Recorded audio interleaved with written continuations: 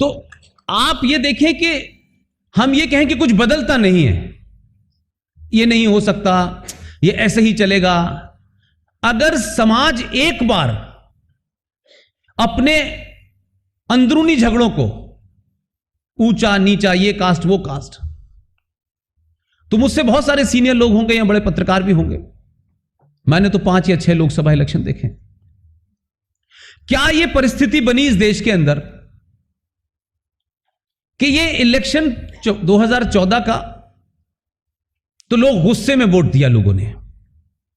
वो गुस्सा बहुत सारी चीजों से था, व्यवस्था से भी था, सत्ता से भी था।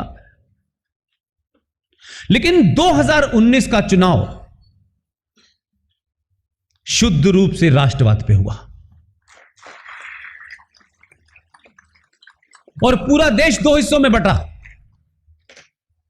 या तो आप राष्ट्रवादी हैं या गद्दार हैं। गद्दारी का मतलब यह कतई नहीं है कि आप पाकिस्तान के एजेंट हैं। आप गद्दारी करने के लिए इस देश की व्यवस्थाओं के साथ जो खिलवाड़ किया वो भी गद्दारी है। आपने भारत के संविधान के साथ चोरी से दबाव डाल करके, बिना किसी को पता चले, जिसकी चर्चा भारत की संसद में कभी नहीं हुई, कभी रखा नहीं गया संसद में उसको, और आपने उसको 14 मई 1954 को चुपचाप से राष्ट्रपति राजेंद्र प्रसाद से एक आदेश दिलवाया। राजेंद्र प्रसाद ने कहा कि यह गलत है। उन्होंने कहा राजेंद्र बाबू यह गलत है, सही है, मैं बाद में बताऊंगा, लेकिन कुछ अंतर्राष्ट्रीय मजबूरियां हैं, इसलिए आप इस आदेश को पारित कर दीजिए। वो प्रेसिडेंशियल ऑर्डर भारत के संविधान में आर्टिकल 35A के नाम से जाना जाता है।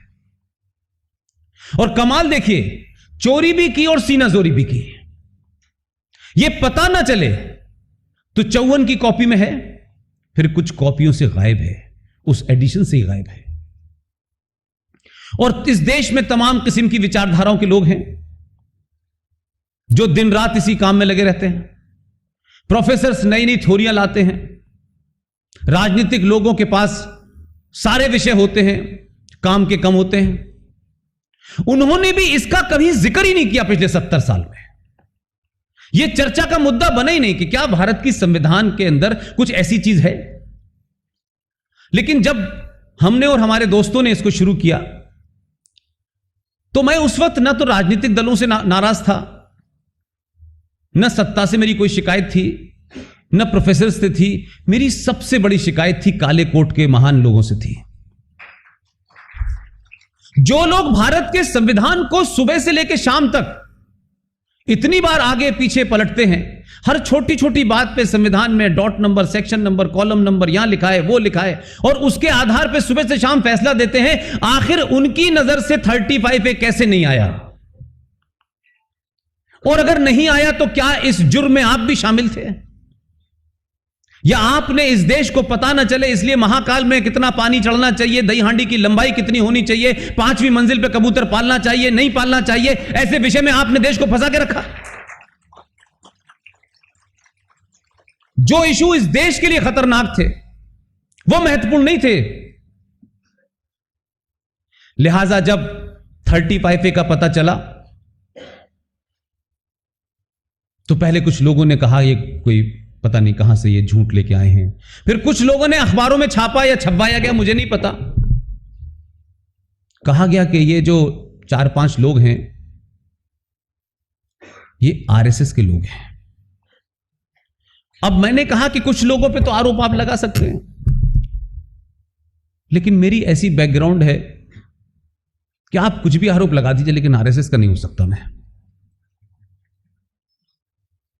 तो उन्होंने क्या किया कि 12 साल का जो प्रोफेशनल कैरियर था मेरा, उनको no no no no no, ये आदमी ISI का एजेंट है, भारत में आंख लगाना चाहता है। मैंने कहा आरोप लगाओ, सही लगाओ, और एक बार ढक तय कर लो कौन सा लगाना है, ये बार बार मत बदलो। तो 35A भारत के संविधान में एक इलीगल धारा थी और हमने उसके प्रोविजंस को चैलेंज नहीं किया था। हमने सिर्फ इतना ही हमारी टीम ने चैलेंज किया था कि क्या भारत के राष्ट्रपति का कोई प्रेसिडेंशियल ऑर्डर भारत के संविधान का हिस्सा बन सकता है या नहीं बन सकता। इस बात को समझाने में 4 साल लगे। सुप्रीम कोर्ट पे सुनवाइयां हुई, डेट पड़ती रही, कभी इस बात पे कभी उस बात पे, कभी ये कहा गया कि कश्मीर में आज हालात ठीक नहीं है। एक बार तो दीपक मिश्रा ने कहा कि कश्मीर के हालात ठीक नहीं है या कश्मीर में कोई शांति वार्ता चल रही है, उसका इस लीगल इशू से क्या मतलब है? ये एक लीगल इशू है। खैर, वो एक लंबी कहानी है, लेकिन सुप्रीम कोर्ट फैसला देती। सुप्रीम कोर्ट को लग रहा था कि हम ही हैं, हम देंगे तो ठीक है, नहीं देंगे तो कुछ नहीं होगा। लेकिन गुजरात की धरती ने बापू को भी पैदा किया है। आपके बारे में बड़ी गलत राय बन चुकी थी हिंदुस्तान में, बड़ी गलत राय थी कि आप तो ऐसा आदमी पैदा करके भेजते हैं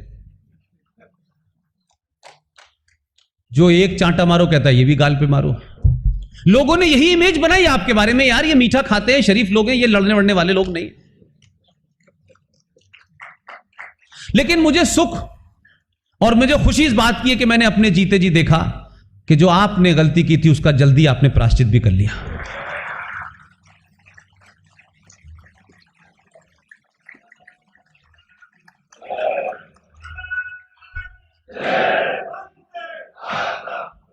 लोगों को लगा कि 2014 में नहीं ऐसा नहीं है, गलत छवि बन गई इसकी, ऐसा कतई नहीं है। लोग उस पर भरोसा नहीं कर रहे थे, मान ही नहीं रहे थे, जबकि उसने अपने 15 साल की ट्रेनिंग में कई बार यह सबूत दिया कि मैं गांधी का वंशज नहीं हूं।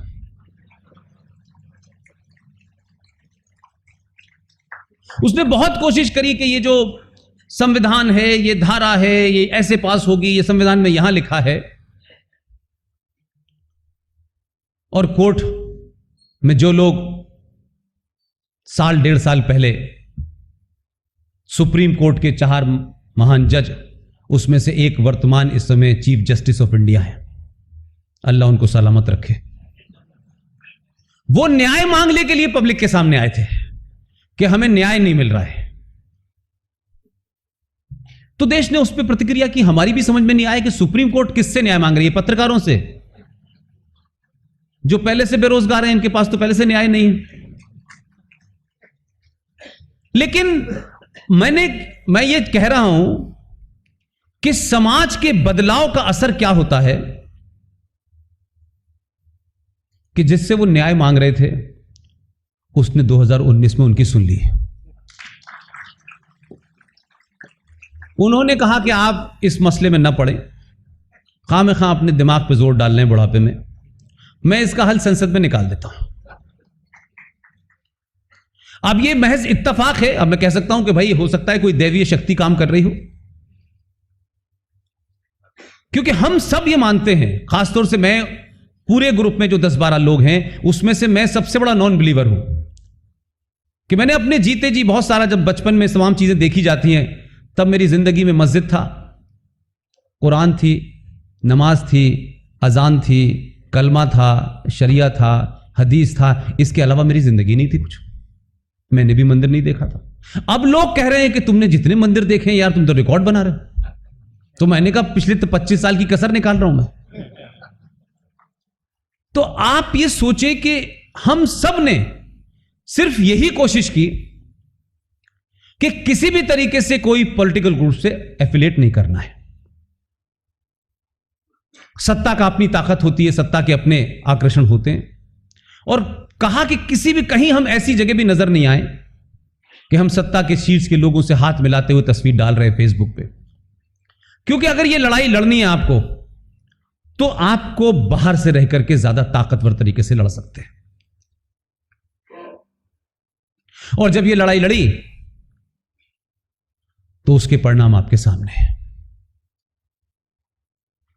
अब आपका जो कहना है कि 35 पे जाने और 370 के हटने के बाद से क्या हुआ है या क्या है, हमारी पूरी टीम ये मानती है कि ये आखिरी लड़ाई है जो 370 और 35 पे के खत्म होने के बाद हुई है। और ये बहुत गंभीर है, बहुत चुनौतीपूर्ण है, बहुत चैलेंजिंग है, इसको आप इस खुशी में मत निकाल दीजिएगा, इस गफलत में मत पड़ जाइएगा कि प्रधानमंत्री आपका है, गृह मंत्री आपका है, अब तो हट गई है, अब हम सो रहे हैं दोबारा से। कम से कम 500 साल तक इसी विचारधारा के लोगों को सत्ता पे बिठाएंगे, तब बात बनेगी।